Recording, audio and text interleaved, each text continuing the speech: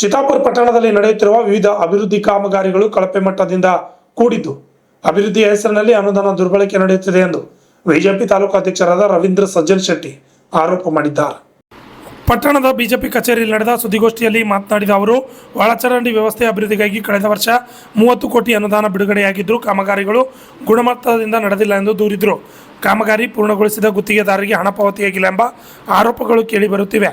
ಸಮರ್ಪಕ ಒಳಚರಂಡಿ ವ್ಯವಸ್ಥೆ ನಿರ್ಮಿಸದ ಕಾರಣ ಕೊಳಚೆ ನೀರು ನದಿಗೆ ಹರಿಯುತ್ತಿದ್ದು ಸಾರ್ವಜನಿಕರಿಗೆ ತೊಂದರೆಯಾಗುತ್ತಿದೆ ಎಂದರು.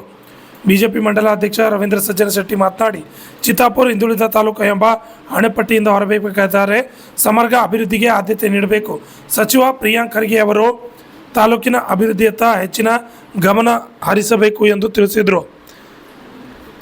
ಅಮೃತ ನಗರೋತ್ಥಾನ ಯೋಜನೆಯಡಿ ಸುಮಾರು 25 ಕೋಟಿ ಅನುದಾನ ಬಿಡುಗಡೆಯಾಗಿದ್ದರೂ ಹಲವು ಕಾಮಗಾರಿಗಳು ಪೂರ್ಣಗೊಂಡಿಲ್ಲ. 2023-24 ಸಾಲಿನ 15ನೇ ಹಣಕಾಸು ಯೋಜನೆಯಡಿ ಮಂಜೂರಾದ 2 ಕೋಟಿ ಅನುದಾನ ಕಾಮಗಾರಿಗಳು ನೆನಗುದಿಗೆ ಬಿದ್ದಿವೆ ಎಂದು ಆರೋಪಿಸಿದರು. ಈ ಸುದ್ದಿಗೋಷ್ಠಿಯಲ್ಲಿ ಬಿಜೆಪಿ ಮಂಡಲ ಪ್ರಧಾನ ಕಾರ್ಯದರ್ಶಿ ನಾಗರಾಜ್ ಉಗಾರ್, ಮಾಜಿ ವಿರೋಧ ಪಕ್ಷ ನಾಯಕ ನಾಗರಾಜ್ ಬಂಕಲ್ಗಿ, ನಗರ ಯುವ ಮೋರ್ಚಾ ಅಧ್ಯಕ್ಷ ಸಂಗಮೇಶ್ ಪಾಟೀಲ್, ಮಲ್ಲಿಕಾರ್ಜುನ್ ಇಟಗಿ, ರಮೇಶ ಬೊಮ್ಮನಹಳ್ಳಿ, ಶ್ಯಾಮಣ್ಣ ಮೇಧಾ ಹಾಗೂ ಪ್ರಭು ಗಂಗಾಣಿ ಹಾಜರಿದ್ದರು. ಅಣ್ಣರಾವಿ ಇವಣಿ, ಆರ್ಜೆ ತಡೀರು, ಕನ್ನಡ ನ್ಯೂಸ್, ಚಿತ್ತಾಪುರ್. ಅದ್ರ ಬಗ್ಗೆ ನಾನು ಇವತ್ತು ಪ್ರೆಸ್ ಮೀಟ್ ತಗೋತಾ ಇದ್ದೀನಿ. ಈ ಚಿತ್ತಾಪುರದೊಳಗೆ ಯುಜಡಿ ಕಾಮಗಾರಿಗೆ 30 ಕೋಟಿ ಅನುಮೋದನೆ ಆಗ್ಯಾವ.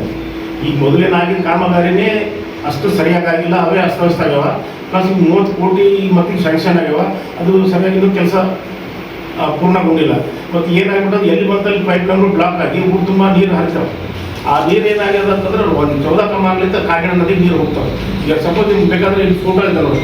ಈ ಥರ ಚಿತ್ತಾಪುರದಾಗ ಎಲ್ಲ ಕಡೆಗೆ ಕೊಳಚೆ ನೀರು ಹೆಚ್ಚು ಅದು STPL ಘಟಕಕ್ಕೆ ಹೋಗ್ಬೇಕು, ಶುದ್ಧೀಕರಣ ಘಟಕ ನೀರು ಹೋಗ್ಬೇಕು, ಅಲ್ಲಿ ನೀರೇ ಹೋಗ್ತಾ ಇಲ್ಲ. ಎಲ್ಲಿ ಬಂದಲ್ಲಿ ಚಿತ್ತಾಪುರದೊಳಗೆ ಅದು ಲೀಕೇಜ್ ಆಗಿ ಕಾಗಿಣ ನದಿಗೆ ಸೇರಕತ್ತ. ಅವನು ಅದಾದ್ಮೇಲೆ ಎರಡನೇ ಏನಪ್ಪ ಅಂತಂದರೆ ಅಮೃತ ಯೋಜನೆ 0.2 ಯೋಜನೆ. ಇದು ಯಾವುದಂದ್ರೆ 2025-26 ಸಾಲಿನ ಒಂದು ಬಜೆಟ್ ಇದು. ಇದಕ್ಕೆ ಏನಂತಂದರೆ 47 ಕೋಟಿ ಸ್ಯಾಂಕ್ಷನ್ ಆಗ್ಯದ.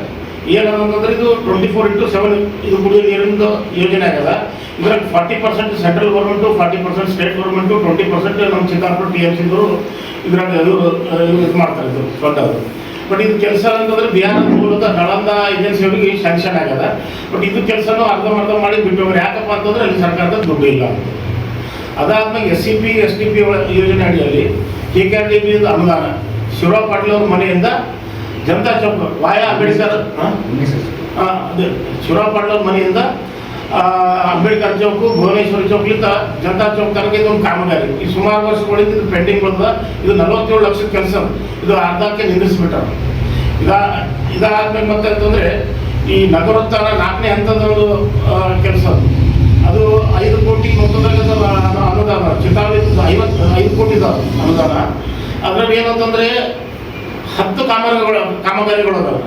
ಅದರಲ್ಲಿ ಒಂದಂತಂದ್ರೆ 50 ಲಕ್ಷದ ಚಿತ್ತಾವಳಿ ಚೌಕು ಹೊಸ ಕೋರ್ಟ್ ತನ ಅದು ಕೆಲಸನೂ ಹಂಗೆ ನಿಂತದ. ಇನ್ನೂ 50 ಲಕ್ಷದ ಕಾಮಗಾರಿ ಯಾವುದು ಅಂತಂದ್ರೆ ತಾಂಡದಾಗ ಒಂದು BT ರೋಡ್ ಮಾಡೋದು, ಅದನ್ನು ಹಾಗೆ ನಿಂತದ. ಅದೇ ಇದ್ರೊಳಗೆ ಯೋಜನೆ ಒಳಗೆ ಈ ಬಸವನಗರ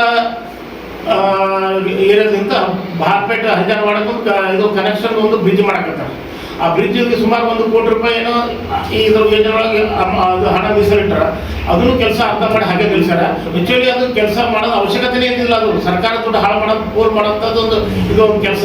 ಯಾಕಂದ್ರೆ ಪಕ್ಕದಲ್ಲೇ 14 ಕಮಾನ್ ಅದ. ಆ 14 ಕಮಾನ್ಗೆ ಇವರು ಲಿಂಕ್ ರೋಡ್ ಕೊಟ್ಬಿಟ್ರೆ ಈ ಬ್ರಿಡ್ಜ್ ಮಾಡೋದು ಅವಶ್ಯಕತೆನೇ ಇರಲಿಲ್ಲ. ಇದು ಕೆಲಸ ಮಾಡಿದ್ರೆ ತುಂಬ ನೀರು ನಿಲ್ತದೆ. ಅಂಥದ್ದು ಇದೊಂದು ಕೆಲಸ. ಇದನ್ನು ಸುಮಾರು ದಿವಸದಿಂದ ಹಾಗೆ ನಿಂತದೆ. ಇದಾದ್ಮೇಲೆ 2023-24 ಸಾಲಿನ 15ನೇ ಹಣಕಾಸು ಯೋಜನೆ ಅಡಿಯಲ್ಲಿ 2,32,00,000 ಒಂದು ಕ್ರಿಯಾ ಯೋಜನೆ ಅನುಮೋದನೆ ಆಗಿರ್ತದೆ. ಇದ್ರಾಗ 70% ಕಾಮಗಾರಿ ಪೂರ್ಣ ಆಗಿದೆ. ಇನ್ನು 30% ಕಾಮಗಾರಿ ಬಾಕಿ ಅದ.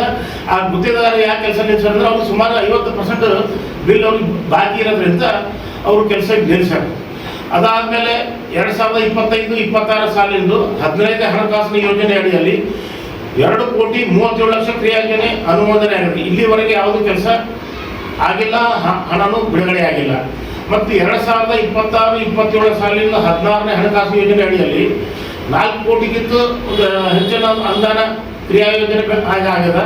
ಬಟ್ ಅದು ಇಲ್ಲಿವರೆಗೆ ಯಾವುದೇ ಕೆಲಸ ಆಗಿಲ್ಲ. ಕ್ರಿಯಾ ಯೋಜನೆನೂ ಬಂದ್ ಮಾಡ್ಯಾರ. ಈ ಥರ ಒಂದು ಈ ಮುನ್ಸಿಪಾಲ್ಟಿದಾಗ ಯಾವುದೇ ಕೆಲಸಗಳಾಗಿಲ್ಲ. ಇಲ್ಲಿ ಭಾಳಷ್ಟು ಕೆಲಸಗಳು ಅಪೂರ್ಣ ಅದಾವ.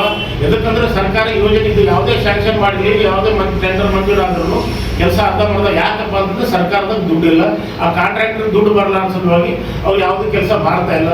ಈ ಥರ ನಮ್ಮ ಕ್ಷೇತ್ರದ ಪರಿಸ್ಥಿತಿ ಅದ.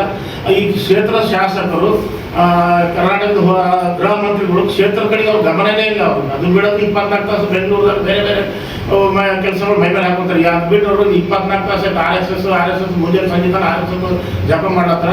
ದಯವಿಟ್ಟು ಪ್ರಿಯಾಂಕ್ ಖರ್ಗೆ ಅವರೇ, ನಿಮಗೆ ಚಿತ್ತಾಪುರ ಮತ್ತು ಕ್ಷೇತ್ರದ ಜನರು ನಿಮ್ಗೆ ಎದು ಆರಿಸಿದಾರ ಅಂತಂದ್ರೆ ನಮಗೆಲ್ಲ ಅಭಿವೃದ್ಧಿ ಕೆಲಸಗಳು ಮಾಡ್ರಿ. ಯಾಕಂದ್ರೆ ನಮ್ದು ನಂಜುಂಡಪ್ಪ ಆಯೋಗದ ಪ್ರಕಾರ ಕರ್ನಾಟಕದೊಳಗೆ ಅತ್ಯಂತ ಹಿಂದುಳಿದ ತಾಲೂಕು ಅದ. ನಿಮ್ಮಿಂದ ಏನಾದ್ರು ಕೆಲಸ ಅಂತ ಜನ ನಿರೀಕ್ಷೆ ಇಟ್ಟಿದ್ರು. ಅದು ಬಿಟ್ಟು ನೀವು ಅದು ನಿಮ್ಮ ಕೆಲಸ ಬಿಟ್ಟು, ನಿಮ್ದು ಅಭಿವೃದ್ಧಿ ಕೆಲಸ ಬಿಟ್ಟು ಬರೀ 24 ತಾಸು RSS ಜಪ ಮಾಡೋದು ಬಿಡ್ರಿ ಅಂತೇಳಿ ನಾನು ಈ ಪತ್ರಿಕಾಗೋಷ್ಠಿ ಮೂಲಕ ತಮ್ಮಲ್ಲಿ ಕೇಳ್ಬೋದು.